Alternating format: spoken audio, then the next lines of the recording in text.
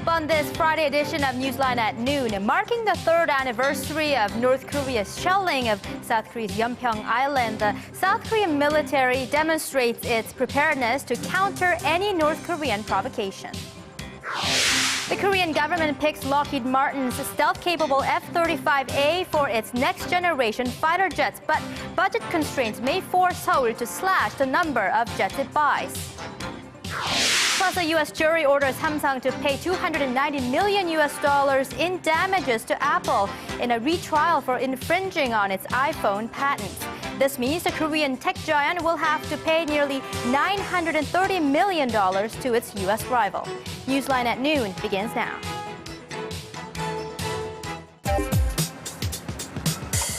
Where's the best place for bibimbap?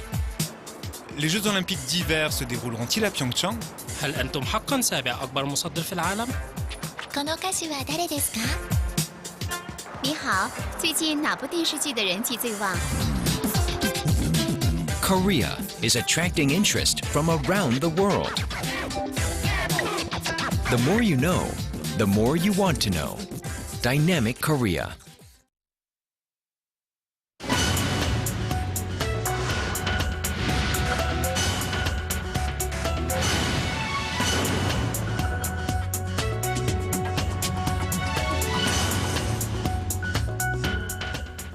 Thanks for joining us. You're watching Newsline at noon. I'm Chae Yusan in Seoul. Very good to have you with us. I'm Mark Broom. South Korea is preparing to mark the third anniversary Saturday of North Korea's shelling of Yeonpyeong Island, an attack that killed 4 South Koreans. As the country remembers the victims, the South Korean military is conducting special exercises in a show of force to deter future North Korean provocations. And let's now connect live to our Kim Hyun-bin over the phone from the Yeoncheon artillery target site in the south northwestern Gyeonggi-do. Hello there, Hyun-bin. How are things looking up there? Hey guys. Well, it's a hive of activity up here with around 120 gunners and several pieces of K-55 self-propelled artillery lined up in a wartime scenario. Exercises like these will be taking place across the nation today as South Korea prepares to mark the third anniversary of the Yeonpyeong Island attack. South Korea wants to show the North that it stands prepared to defend the border against any further provocations. Joint exercises involving the Army, Navy, Air Force, and Marines are happening as we speak. And Hyun-bin, for those who might not be that familiar with what actually happened on that very fateful day 3 years ago, can you give us a brief overview? Sure thing. As you mentioned a moment ago, 4 South Koreans were killed when the North fired around 170 artillery shells and rockets on Yeonpyeong Island, hitting both military and civilian targets on the morning of November 23, 2010. South Korea retaliated by shelling North Korean gun positions, but those options were limited and was taken by surprise by the attack. Lessons have now been learned, and South Korea has significantly beefed up security and its defense capabilities on and around the island. To promptly respond to provocations, a new command post in charge of South Korea's northwestern islands was established in 2011. The Defense Ministry has also stationed over 1,200 additional Marines, triple the amount of K-9 self-propelled artillery, and spike missiles along with other heavy military weaponry on the island. With all the firepower, military officials say Pyongyang would need to think very carefully about launching a similar attack on Yeonpyeong. The South Korean military says it could quickly destroy the source of any attacks, as well as any surrounding defense capabilities. Back to you guys. All right, thanks, Hyun-bin. That was our Kim Hyun-bin reporting on military exercises taking place to mark the third anniversary of the Yeonpyeong Island attack. Now, in other news, Washington's point man on North Korea, Glyn Davies, is in Seoul to discuss the conditions for restarting six-nation talks aimed at ending Pyongyang's nuclear weapons program. Davies will meet his South Korean counterpart Yeonpyeong later today for the second time this month as regional powers step up efforts to resume the six-party denuclearization talks. Before arriving in Seoul late Thursday, Davies talked about his meeting with China's nuclear negotiator Wu Da-wei in Beijing this week following Wu's recent visit to Pyongyang. Stating Pyongyang continues to expand its nuclear capabilities, Davies said Washington and Beijing will keep pressuring the North to give up its nuclear ambitions. North Korea has called for an immediate repatriation of its citizens who are thought to be detained in China. The spokesperson for the North's committee that handles inter-Korean relations was quoted in state media as saying countries relevant to the North Korean defector issue, likely referring to China, should follow international law and promptly return North Koreans to their home country. The spokesperson then criticized South Korea for carrying out systematic and well-planned kidnapping of North Koreans and holding them as hostages. South Korean media reported earlier this week that a group of 13 North Koreans and 2 others helping them defect to the south were arrested in China's southwest and sent to the northeastern Liaoning province. And for a rare look inside North Korea, our Hwang Sung-hee sat down with John Everard, a former British ambassador to North Korea who was in Pyongyang from 2006 to 2008. Former British ambassador to North Korea, John Everard, says that ordinary North Koreans are not very supportive of their country's nuclear ambitions.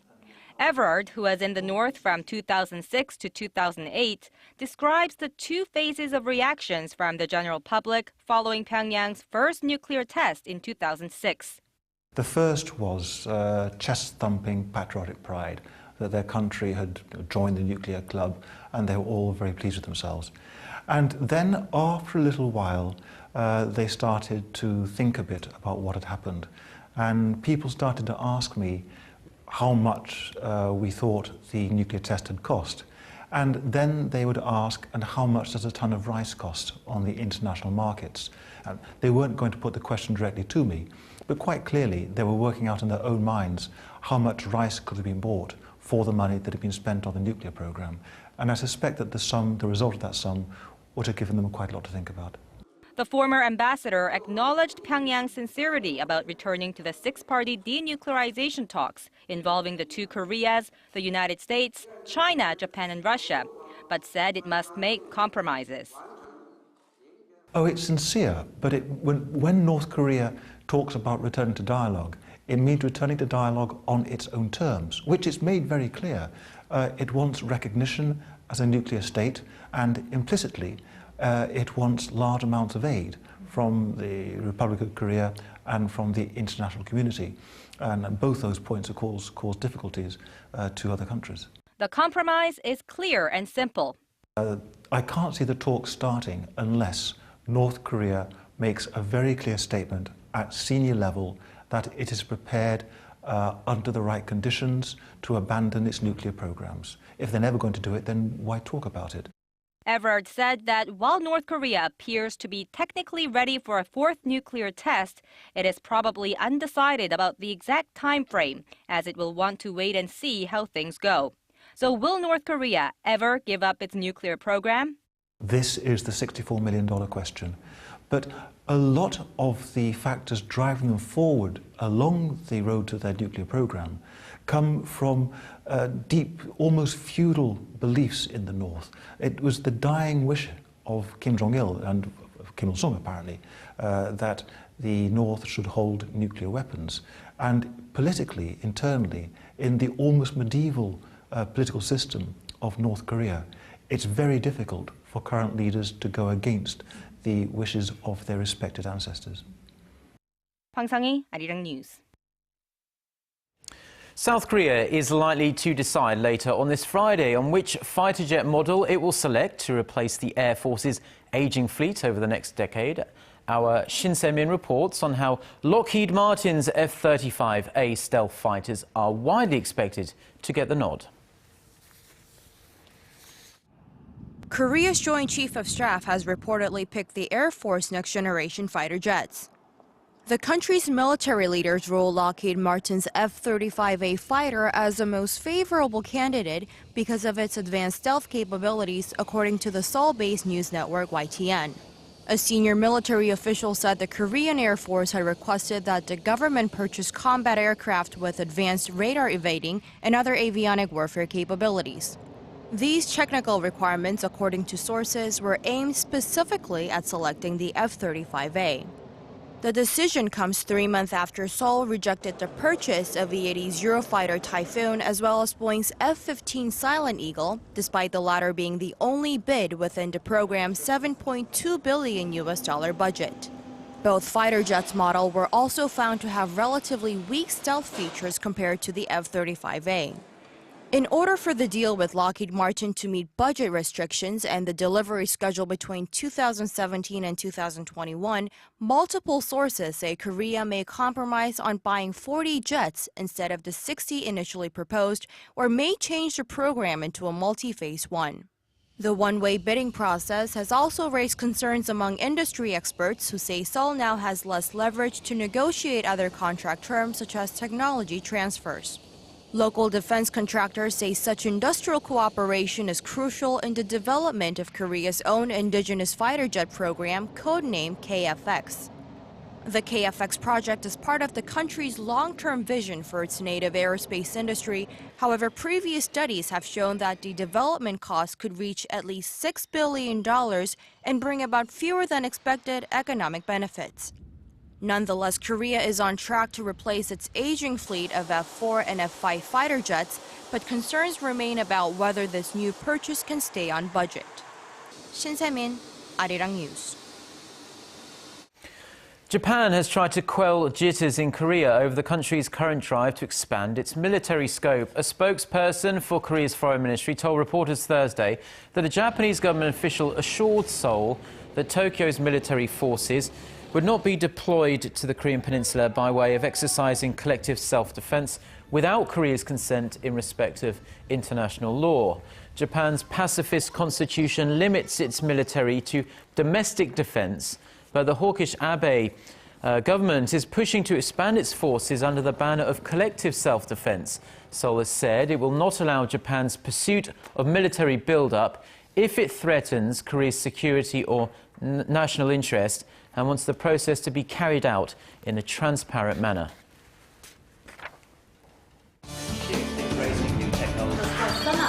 For your fill of Korean and international news. Join Chae Yu-sun and Mark Broom every weekday at lunchtime. Newsline at noon. Plenary session this Wednesday and vote on the government restructuring bills. Janet Yellen has taken a big step towards becoming the next head of the Federal Reserve as the Senate Banking Committee cleared her nomination Thursday with a 14-8 vote.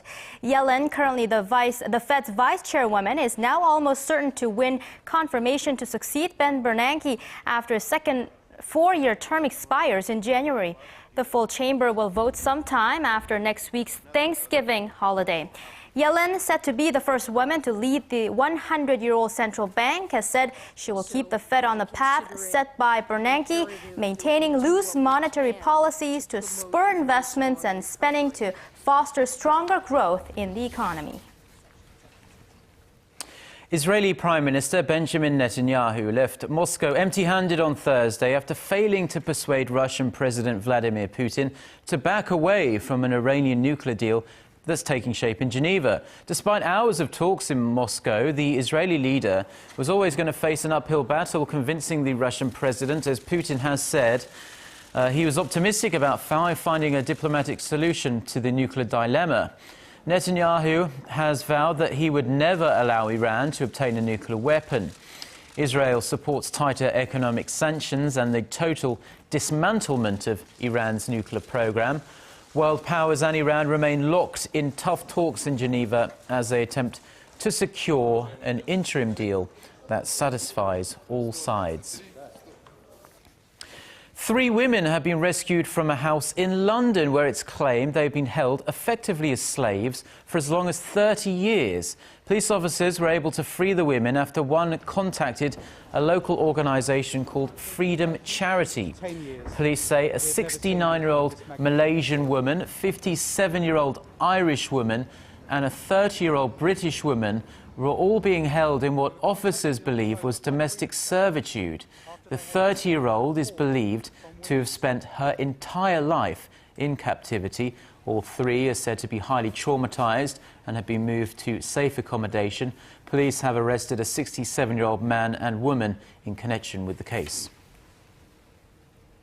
Turning now to the latest verdict in the unremitting patent war between Samsung and Apple. The Korean firm will have to dig into its deep pockets as a U.S. jury has ruled that Samsung should pay Apple $290 million for copying iPhone and iPad features in its devices. Yeonpyeong has the details.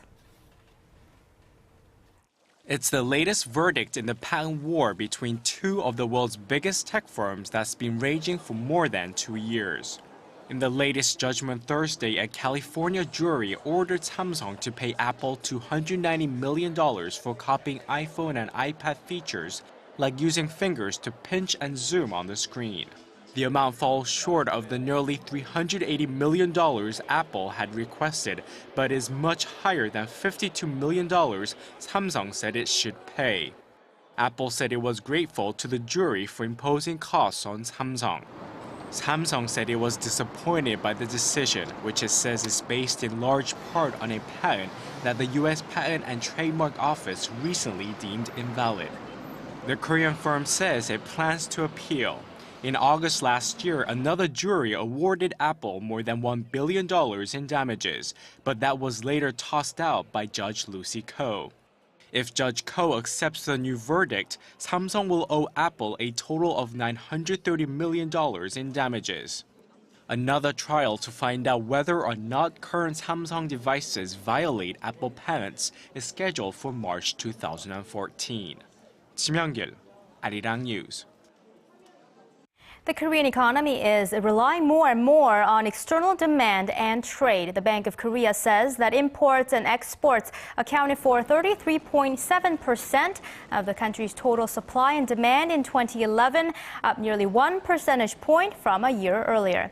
Manufacturing is taking on greater importance, with the sector accounting for 52.2% of the nation's overall economic activities, up by 2 percentage points. The service sector, which is driven largely by domestic demand, edged down to 36.5%. Financial authorities have laid out a set of measures to stamp out what authorities call fraudulent bond sale practices by Korean companies. The move came after Dongyang Group, the country's 38th largest conglomerate, caused huge financial losses to tens of thousands of investors before being pushed to the brink of bankruptcy. Yurian has the details. Damage worth an average of $35,000 to over 40,000 private investors. That was the outcome of the Dongyang crisis, where the cash-strapped Dongyang Group had to ultimately file for court receivership to avoid bankruptcy after issuing risky bonds offered as safe investments. Now, companies that are found to have sold high-risk bonds without providing proper information could have their business licenses revoked. To protect private investors, bond-issuing companies will be required to reveal all financial risk they face in the foreseeable future. We will prevent companies issuing bonds from advertising their products to the public. We'll also make sure whether financial products are managed in accordance with their designed purposes. Companies that offer soft loans or other favors to affiliates, or those levying exorbitantly high commissions, could also have their businesses suspended. Addressing criticisms that financial authorities have failed to regulate finance companies that belong to family-controlled conglomerates, those firms will now be monitored by the Financial Supervisory Service instead of local governments. Yurian, Arirang News. Korea launched its first indigenously built science satellite from Russia on Thursday, and according to early indications, it's been a success. The Science and Technology Satellite 3 blasted off at 4:10 p.m. Korea time from Russia's Yasny launch base, and ground control received its first signal from the craft shortly after. The satellite is carrying an infrared camera that will be used to observe the changing conditions in space. It can detect temperature changes on the Earth's surface and even underground, allowing the country to monitor subterranean activities such as volcanoes and earthquakes. Over the course of its 2-year mission, the satellite will also be seeking clues about the evolution of the universe. Korean films are gaining traction at box offices around the world and capturing the imaginations of an increasing number of Hollywood filmmakers who are turning Korean hits into their own creations. Our Park Ji-won reports. Old Boy is Korean film director Park Chan-wook's representative film that won the grand prize at the Cannes Film Festival in 2004. And now the highly acclaimed revenge thriller has been remade in Hollywood by prominent American director Spike Lee and will be released at the end of the month in the US. The president of International for the film's production company, Good Universe, Helen Lee Kim, had this to say about the film. Well, Spike Lee, like the movie, the original, is a very bold director. So we were looking for someone who could carry that provocative message of this murder mystery and this puzzle of what's happening in this film. And we really felt that he was the right one. Obviously, he was familiar with the original movie. So we didn't have to tell him so much about, are you interested? Old Boy is just one of many Korean films that have been remade in the US. This year, another Korean thriller, New World, was also sold to Sony Pictures to be remade in the US. The 2004 romance, A Moment to Remember, is also being remade in the US this year. Korean filmmakers have a very unique and strong storytelling. Hollywood is constantly looking for, new ideas and new perspective on the types of stories that are being told here. She added that because Korean culture is becoming more accessible to the rest of the world, and not just films and film stars, but also TV dramas and K-pop, Hollywood is taking notice of Korea as a place to come and discover new talent. Park Ji-won, Arirang News.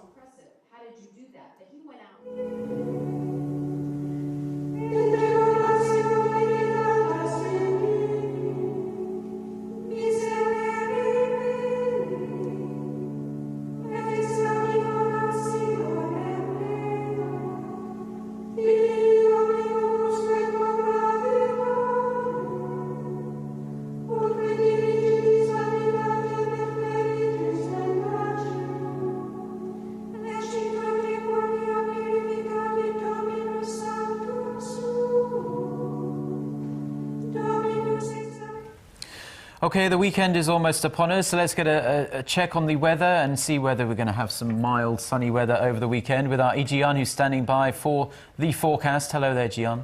Well, happy Friday, Mark and News. And, well, it feels much milder today, doesn't it? Certainly, the chill in the air seems to have gone away. Yeah. And how are things looking for the weekend there, Jian? Oh, well, it should be sunny and mild today and all through weekend, but we have smoke blowing in from China that will affect the upper parts of peninsula starting tonight. So tuck a face mask into your bag before you head out tonight and have it with you throughout the weekend. Well, today is Seoul in Asian countries, which literally means first snow. It gets its name from the idea that the weather is cold enough for the first snow, and it surely has been. But the chilly weather will ease up this afternoon, and the daytime highs will finally get into the double digits in the Seoul metro area. But keep that jacket handy because the risk of cold and flu is higher with the dust blowing in from China and will continue to have drier filtering in. But high pressure front will let the sun shine in for much of the day, despite a few patchy afternoon clouds. So the weather is warming up, and Saturday is shaping up to be one of the nicest days of the week with the warming trend in full swing. Now enjoy your Saturday because we'll have rain nationwide on Sunday afternoon and Monday morning, which will make the temperatures dip down to the cooler side once again early next week. With that in mind, here are the readings for today. The afternoon high in Seoul will climb up to 10 degrees Celsius, which is 50 degrees in Fahrenheit, while Daegu and Gwangju see a high of 13 and 12 respectively, but Busan will enjoy a mild day with a high of 14. Now let's see how other regions are looking. It looks like Jeju will also have a mild afternoon with a high of 13. Daejeon and Dokdo will top out at 10 and 9 respectively, and Mao Kungang will be at 1. Now that's all for Korea, and here's the global forecast for our viewers around the world.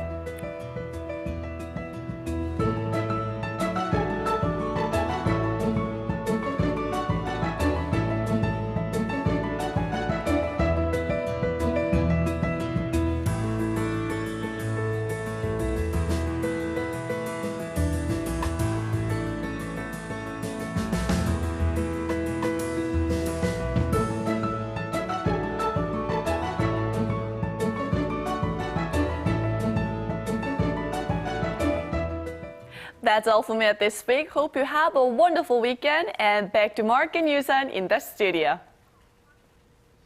Well, thank you very much, Jion, for the weather there. And that's it for this Friday edition of Newsline at Noon. Join us again next Monday for headlines making news not only here but around the world. And don't change that channel. We'll have more news coming your way in the afternoon.